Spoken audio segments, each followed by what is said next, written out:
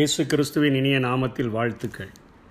யாக்கோபு எழுதின பொதுவான நிருபம் 4 அதிகாரம் 5 நம்மில் வாசமாயிருக்கிற ஆவியானவர் நம்மிடத்தில் வைராக்கிய வாஞ்சையாய் இருக்கிறார் என்று வேத வாக்கியம் வீணாய் சொல்லுகிறதென்று நினைக்கிறீர்களா? நம்மில் வாசமாயிருக்கிற இந்த மண்பாண்டமாகிய இந்த சரீரத்தில் வாசமாயிருக்கிற ஆவியானவர் நம்மிடத்தில் வைராக்கிய வாஞ்சையாக இருக்கிறார் என்று யாக்கோபு இங்கே குறிப்பிடுகிறதை பார்க்கிறோம். ஒருவேளை நாம் நினைக்கிறோம், நம்மை உருவாக்கும்படியாக ஆவியானவர் நம்மிலே எங்கே கிரியை செய்ய போகிறார், அதற்கென்று அழைப்பு பெற்றவர்கள், தாளந்து பெற்றவர்கள், இவர்களுக்கு ஆண்டவர் இப்படிப்பட்ட கிரியைகளை செய்வார் என்று சொல்லி நாம் நினைக்கலாம். என்னுடைய வாழ்க்கையில் நடந்த ஆரம்ப ஊழிய நாட்களில் நடந்த ஒரு சம்பவம் எங்களை இந்த ஊழியத்தில் மிக அதிகமாக ஆண்டவருக்காக வைராக்கியமாய் ஓடும்படியாக அது எங்களை உருவாக்கிற்று என்றே சொல்ல முடியும். கோவை பட்டணத்திலே வாடகை வீட்டிலே குடியிருக்கிற நாங்கள் ஒரு புதிய தெருவிற்கு வாடகை வீட்டிற்காக நாங்கள் குடியேற வேண்டியதாயிற்று. 6 பேரும் இன்ஜினியரிங் பட்டதாரிகளாக இருந்த போதிலும் நாங்கள் கிராமங்கள் தோறும் சென்று ஒரு நாளைக்கு 3 கிராமங்களை சந்தித்து புதிய ஆண்டவரை ஏற்றுக்கொள்ளாத, ஆண்டவரை குறித்து கேள்விப்படாத ஜனங்களின் மத்தியிலே ஊழியம் செய்து வந்த நாட்களிலே நாங்கள் வெள்ளிக்கிழமை ஃப்ரைடே மட்டும் நாங்கள் உபவாசித்து ஜெபித்து விட்டு அந்த 3 கிராமங்களை சந்திப்பதற்கு கடந்து செல்வதுண்டு. நாங்கள் சொந்தமாக 6 பேரும் இணைந்து ஒரே தொழிலை செய்தபடியினாலே நாங்கள் அன்றைக்கு விடுமுறையை விட்டு நாங்கள் ஒரு ரூமில் இருந்து ப்ரேயர் பண்ணிவிட்டு நாங்கள் கடந்து செல்வது, உபவாசித்து ஜெபித்து விட்டு 4 மணிக்கு நாங்கள் கடந்து சென்றோம் என்றால் இரவு 10 மணிக்கு வீடு திரும்புவது வழக்கம். இப்படிப்பட்ட நேரத்தில் ஒரு வீடை வாடகைக்கு எடுத்தோம். அது மிகவும் மெயின் சிட்டிக்குள்ளாக இருந்த ஒரு வீடு. ஆகவே நாங்கள் எங்களை குறித்து கொஞ்சம் கேள்விப்பட்டவர்கள் சொன்னார்கள், நாங்கள் வாலிபர்களாக இருந்தாலும் எங்களுடைய ரூமிலே ஒரு பெரிய கொட்டு ஒன்று இருக்கும், ஒரு ஜால்ரா அடிக்கக்கூடிய ஒன்று இருக்கும், ஒரு கப்பாஸ் ஒன்று இருக்கும்.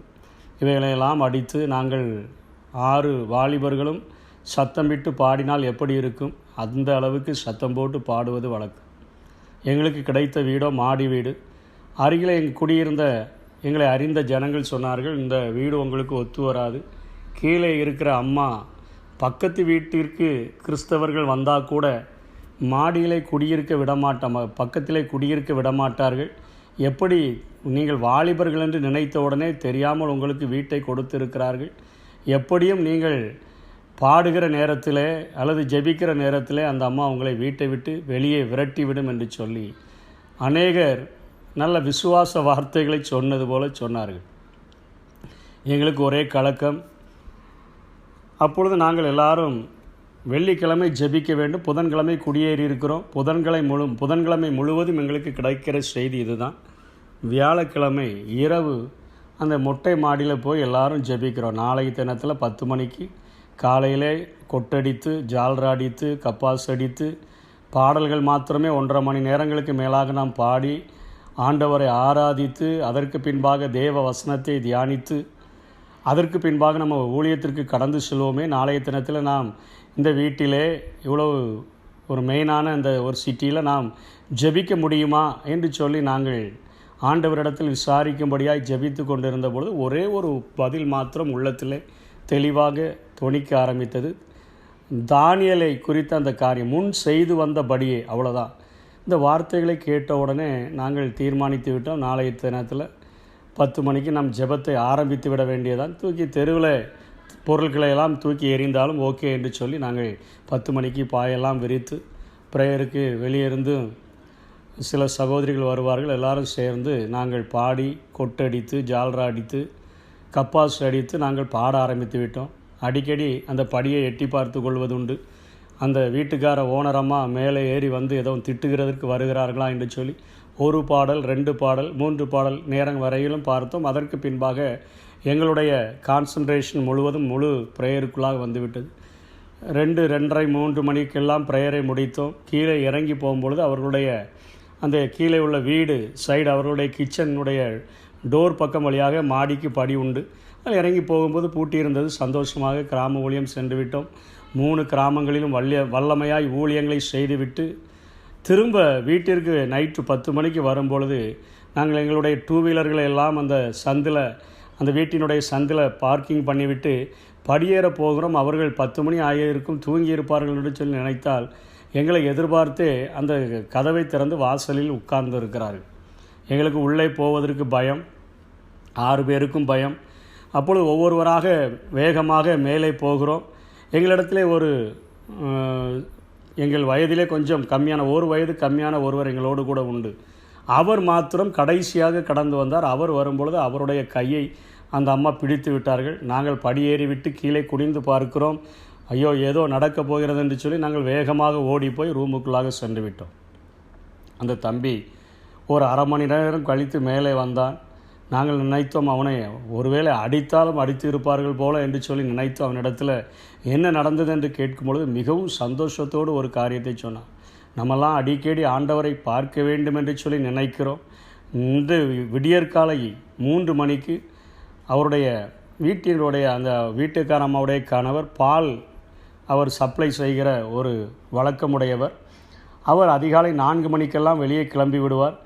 3 மணிக்கு அவரை தட்டி எழுப்பி ஒருவர் பட்டயத்தோடு கூட நிற்பதை பார்த்துவிட்டு அவர் அசந்து போய்விட்டார். யார் என்று கேட்கும் பொழுது, நான் இயேசு, என்னுடைய பிள்ளைகள் மேலே குடியிருக்கிறார்கள், அவர்களுக்கு ஒன்றும் செய்யக்கூடாது என்று சொன்ன அந்த காரியத்தை கேட்ட மாத்திரத்தில் இவருக்கு கை காலெல்லாம் கிடுகிடுகிடு என்று நடுங்கி உடம்பெல்லாம் வேர்த்து விட்டது. தன்னுடைய மனைவியை என்ன சொல்வது என்று தெரியாமல் வேகமாக தட்டி எழுப்பி பார்ப்பதற்குள்ளாக அவர் மறைந்து விட்டார். 4 மணியில் இருந்து ஒரு மணி நேரம் நின்று சொல்லியிருக்கிறார், அவர்கள் மேலே இருந்து என்ன பண்ணினாலும் சரி, வீடை இடித்து போட்டாலும் சரி, நீ ஒன்றும் செய்து விடாதே என்று சொல்லி. அதனால் அந்த வார்த்தையை கேட்டு அந்த அம்மா அத்தனை சத்தம் மாடியில் இருந்து அத்தனையாய் கைத்தட்டி பாடின போதிலும் அவர்கள் மேலே வரவில்லை.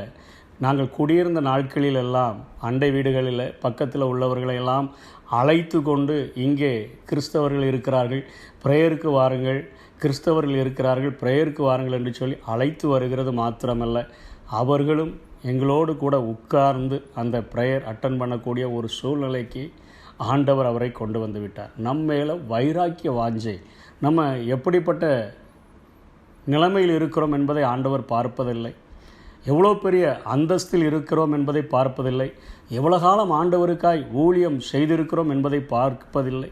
நம்மிடத்தில் ஏற்படுகிற ஒரு சின்ன ஒரு துடிப்பை, அவர் சொல்லுகிற காரியத்திற்கு நாம் கீழ்ப்படுகிற அந்த கீழ்ப்படிதலை அவர் பார்க்கும் பொழுது நமக்காக நம்மில் வைராக்கிய வாஞ்சையாய் இருக்கிற ஆவியானவர் எதையும் செய்யக்கூடியவராய் இருக்கிறார் என்பதை ஆரம்ப நாட்களிலே கண்டுகொண்டபடியினால் எத்தனை எதிர்ப்புகள், எத்தனை போராட்டங்கள் வந்தாலும் தேவனுடைய ஊழியத்தை செய்கிறதற்கு இன்றைக்கும் ஆண்டவர் உதவி செய்கிறவராய் இருக்கிறார்.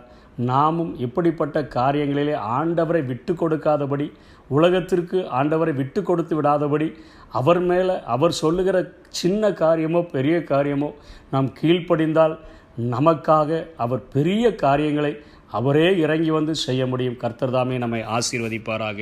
ஆமென். எனக்காக யாவையும் செய்பவரே, செய்து முடிப்பவரே, என் பாரங்கள் என் சுமைகள், என் பாரங்கள் என் சுமைகள் உம் பாதத்தில் இறக்கி வைத்தேன்.